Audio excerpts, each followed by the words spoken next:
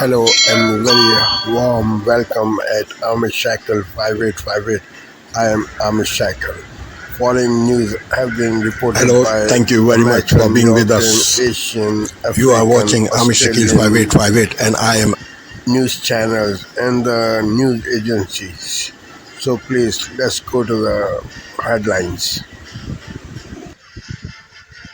And severe storms moving into the Northeast. First tonight, the news just coming in, President Trump in the Situation Room for the second straight day. Tonight, a source telling ABC News they believe President Trump is growing more comfortable with the idea of the U.S. striking Iran's key nuclear facility deep under a mountain. So what would this entail? Will the U.S. strike? Arthur Raddatz, Mary Drew standing by. Also tonight, here's the verdict in a trial watched by the nation and dividing a community near Boston. Karen Reed tonight found not guilty of killing her Boston police officer boyfriend. The scene tonight outside that courthouse and what Karen Reed said right after, and you'll hear it. Tonight, the severe storms with threat moving into D.C., Philadelphia, New York City, and the Northeast, and then the extreme heat right behind it. Lee Goldberg has the forecast. Tonight, the Supreme Court's major ruling on transgender care for minors. For the first time, justices weighing in on a state law banning treatments for transgender youth. What the court decided. Tonight's major turn with the ban on TikTok set to go into effect tomorrow. From the bear to the boss. A first look tonight at actor Jeremy Allen White as Bruce Springsteen. From ABC News World Headquarters in New York, this is World Tonight with David. Good evening. We get to tonight, the stunning verdict that Karen Reed acquitted of murder. The emotional moments inside the courtroom as the judge announces the verdict. Reed in tears, hugging her team. Outside, the crowds cheering as a Massachusetts jury found her not guilty in the Reed trial. Accused of police boyfriend John O'Keefe. Prosecutors allege she struck him with her SUV, leaving him for dead. No one has fought harder for justice for Johnny than I have. More of Reed's reaction tonight. We're live. Also breaking tonight. Will President Trump strike Iran? Telling reporters today, I may do it, I may not do it. Israel taking out Iranian helicopters and missile launchers as Iran fires back with its own airstrikes. Tonight, the Ayatollah's threat and the camera clash between some of the president's biggest supporters over getting involved. Plus, tornadoes shredding through Illinois and millions under the severe weather risk through the night. The sudden death of beloved celebrity chef Anne Burrell. How did she die?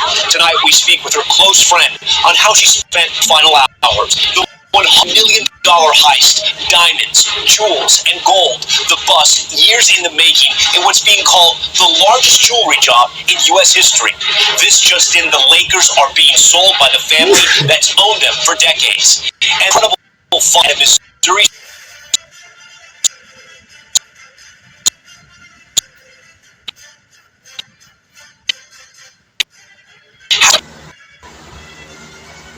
Jennifer Griffin is with us. Jennifer, there.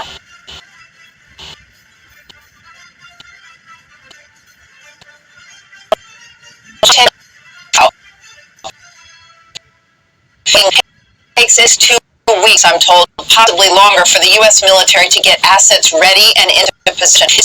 It's clear when Israel launched operation on June 12th, the U.S. military was not positioned for a potential strike.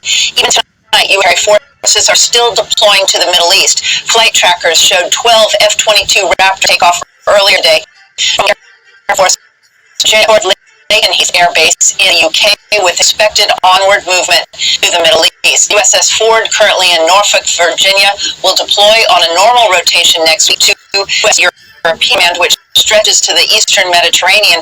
The Nimitz won't be in position for another week. In Bahrain, the U.S. Navy's Fifth Fleet has moved out to sea nearly all of its vessels to protect them from a potential Iranian counterattack. At the White House today, President Trump had lunch with the head of Pakistan's military. Pakistan has a 562-mile-long border with Iran and could be a good staging ground for U.S. aircraft, according to former defense officials. Pakistan has nuclear weapons, and given its close friendship with Iran, could play a role in mediating. The State Department has evacuated the U.S. Embassy in Jerusalem, but is not positioned to evacuate Americans on any large scale from across the Middle East, potentially leaving many Americans stranded and in harm's way. And we've seen how that's ended in the past, Sean. All right, Jennifer Griffin at the Pentagon. Thank you.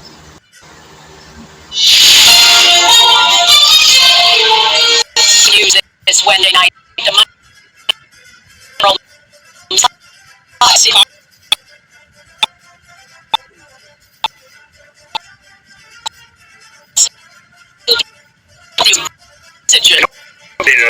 The game really is. As contentious Bill C-5, how it will accelerate approval of big projects in this country. Plus, putting oil in oil. Called Deja Oilers Connor.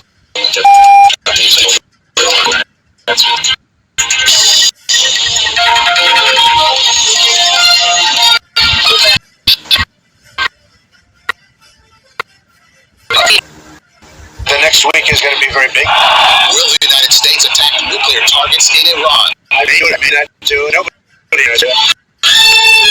CBS News headquarters in New York. This is the CBS Evening News.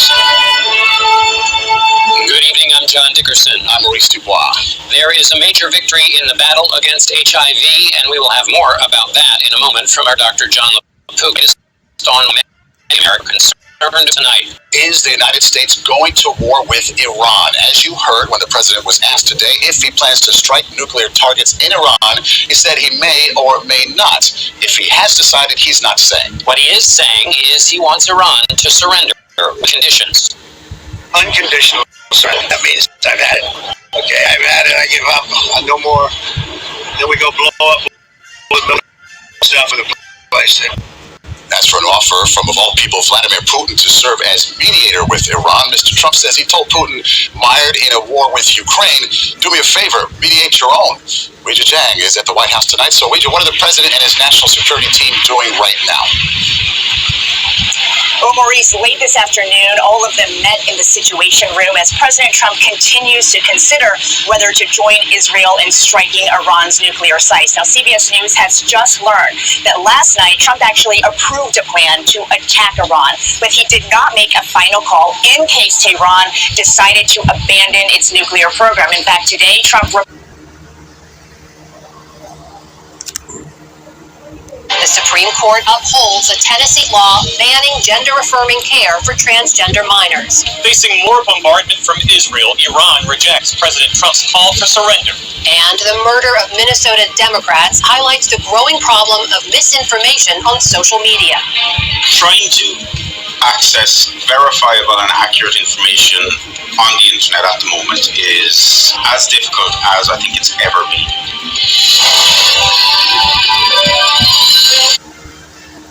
Welcome to Democracy Now!, democracynow.org, the War and Peace Report. I'm Amy Goodman. Iran's supreme leader, Ayatollah Ali Khamenei, has warned any U.S. military action in Iran will be, quote, with irreparable. Khamenei's warning comes a day after President Trump demanded Iran's unconditional surrender. Trump also directly threatened Khamenei by writing on Truth Social, the U.S. knows exactly where he is, adding, quote, we are not going to take him out, at least not for now, unquote. Multiple reports indicate Trump is moving closer to ordering U.S. airstrikes on Iran after months of supporting negotiations. On Tuesday, Trump, after leaving the G7,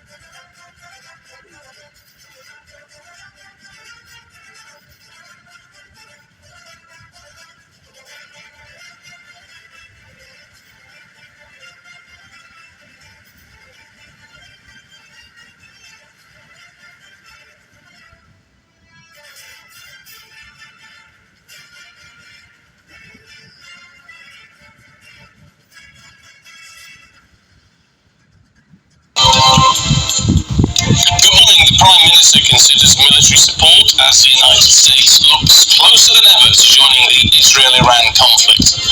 Iran's supreme leader refuses to surrender despite reports that hundreds of people have already died on both sides. Say it very simply, Iran can't have a nuclear weapon. I have ideas as to what to do, but I haven't read it final. I like to make the final decision 1 second before it's due. But with America potentially just hours away from entering the conflict, could Britain be dragged in next? A GB News exclusive this morning as Lord Gove joins breakfast at 9:15 to explain why he thinks the Conservatives may have tried to stall the release of the initial grooming gangs report. The Justice Secretary takes aim at the European Court of Human Rights.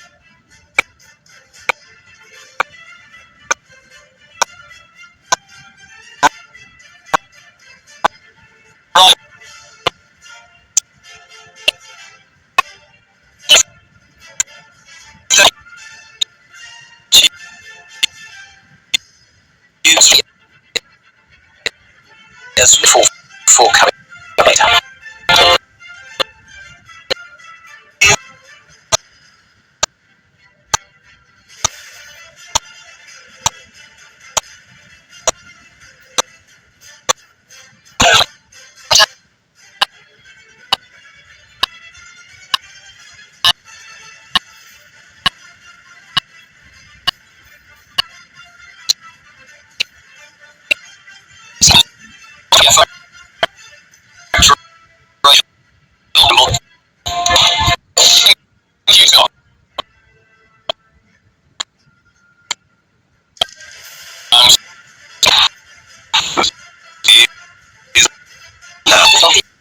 No call, 9:30 New Delhi and 11 o'clock in Jakarta. I'm Ilakia Silveraji. Your headlines this hour. Preparing for a post-strike Iran as others begin. President Donald Trump declining to say if he's made a decision as the conflict between Israel and Iran enters its 7th day. And as Prime Minister feels political gut is on the brink of the second largest straw vote over a leaked phone call. Shoring up economic ties high on the agenda. The Egypt President Morsi to arrive in the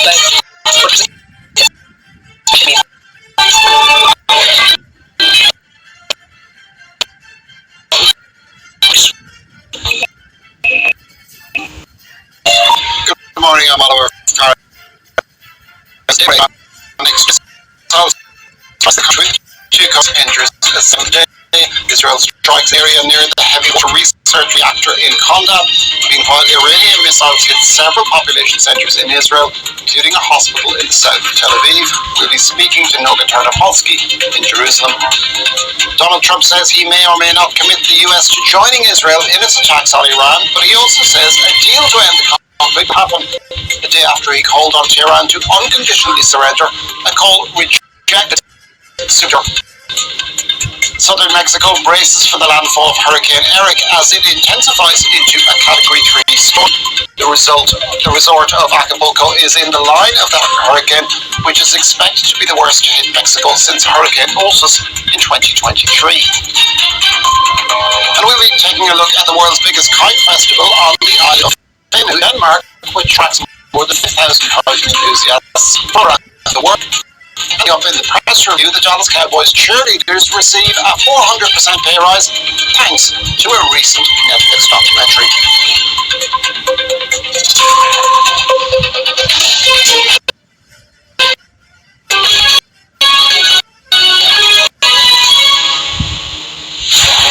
Good morning, it's 6 o'clock on today's programme. How crucial evidence found in the garage of a retired computer expert could overturn post office convictions.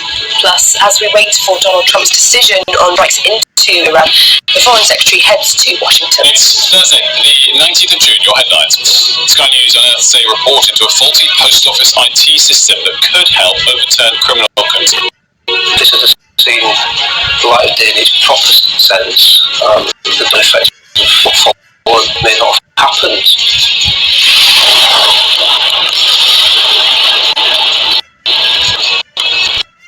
Explosions with Tel Aviv and Jerusalem as Israel and Iran continue to exchange fire this morning. The Prime Minister's top legal advisor raises questions over the scientists are still dying, but we hear from concerned medical organisations and hopeful campaigners. It's not going to happen in my lifetime, but the thought that people like me, who still try to look nice, who still try to have a life, that they can just have like a weight lifted off their shoulders. Manchester City get off to a winning start in their defence of the Club World Cup.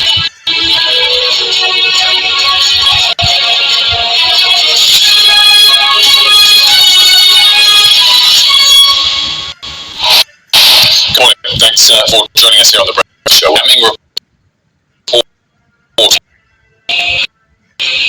Miles target Israel while Donald Trump considers whether the US will join the conflict.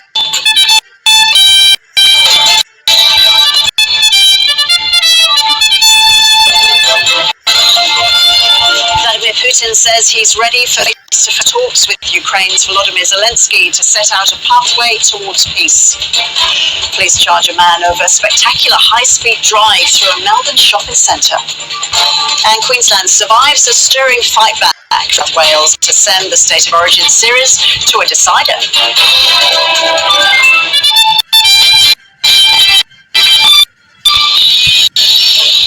Hello and welcome to ABC News. I'm Rose Childs. US President Donald Trump has met with his National Security Council as he considers joining Israel's bombing campaign against Iran. In news. This is DW News and these are our top stories.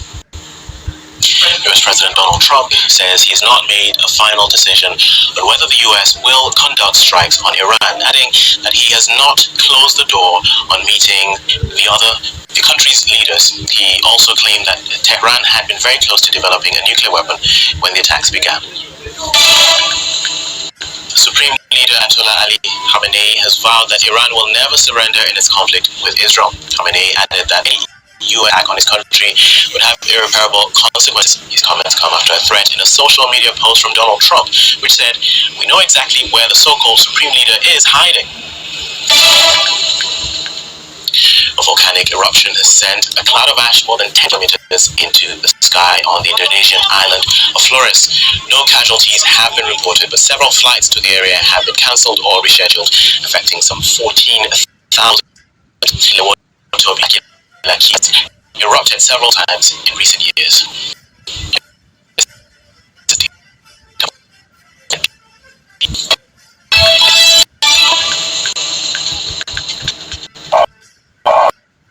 Africa News. The father of a young man allegedly shot in the head by Kenyan police has called for the officer to be charged. 22-year-old Boniface Kariuki remains in intensive care after undergoing surgery on Tuesday night. He's believed to have been caught up in a confrontation in Nairobi to protest against the alleged killing of a blogger in custody. I would say that those police need to take responsibility because they also have children, and the person they hurt is somebody's child. It's someone who had to hustle before they reached where they are. He has gone to school and gone through a lot, and in our work, which is hawking, sometimes you get hurt. He would stay at home for 2 weeks, and I usually took care of him. So I feel a lot of pain, and that police officer has committed a crime. Stern action should be taken against him. In a statement, police said the officer had been arrested, but Senator and activist Okia Omtata said the problem of police violence goes beyond a single officer. When we saw Monkey was critically injured, but people here were injured by police and injured by those police.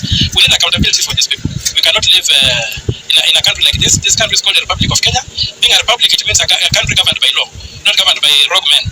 And so we are demanding that demonstrations be peaceful, be massive, until we get accountability for all the excesses that have been unleashed upon us by the regime of William Ruto and the acolytes.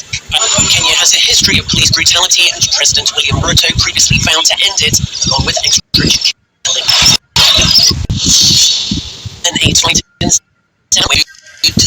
this conflict is no ordinary humanitarian mission. It is operated profit of the backed by the South Sudanese government. The US contractors say they aim to be a humanitarian force.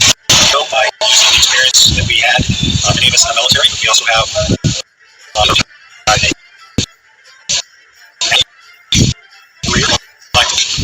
in conflict zones, and we know how to essentially make very difficult situations work. With the global aid community warning that its militarized, politicized, and profit-seeking trend could allow warring parties to use aid to control desperate civilian populations. Thanks down there. Bushra Khalidi says the US contracting firms have no commitment to humanitarian principles of neutrality and operational independence in war zones. At least, like for the most part of the principal humanitarian community, is that we cannot accept military or profit-driven intermediaries overriding principled aid delivery. We just cannot. It goes against everything we believe in and we've signed up for and that we are accountable to and that we're, abided by.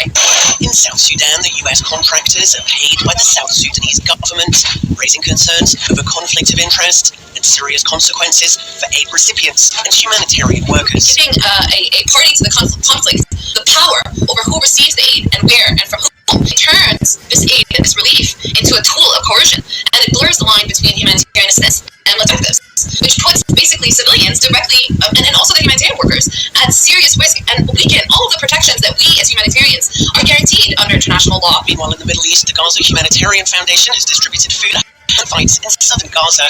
It's unclear who's funding the new operation, and no donor has come forward.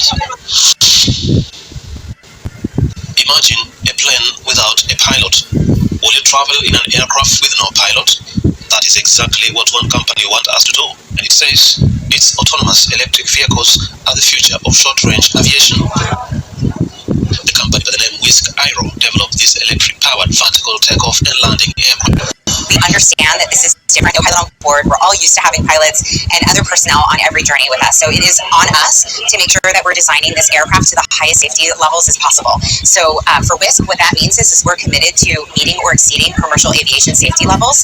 So the safety expectations that you have when you hop on a commercial airplane, that's exactly what we're developing here at WISC. So I think that's really important for the public to know. The idea is that they can be used as air taxis for short journeys of 15 or 20 minutes. WISC has brought its latest model, the 6th generation, to the Paris Air Show. This version is going through flight tests at the moment so that it can become FAA certified and legal in the skies.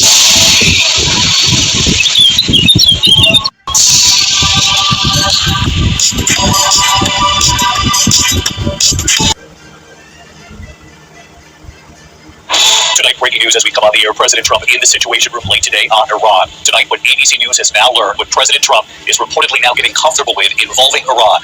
Is the U.S. getting ready to strike? Also tonight, the dramatic scene near Boston, the verdict in the Karen Reed trial. Thank you very much for giving time to Amish Shackle 5858. I am Amish Shackle. Have a good life. Bye-bye.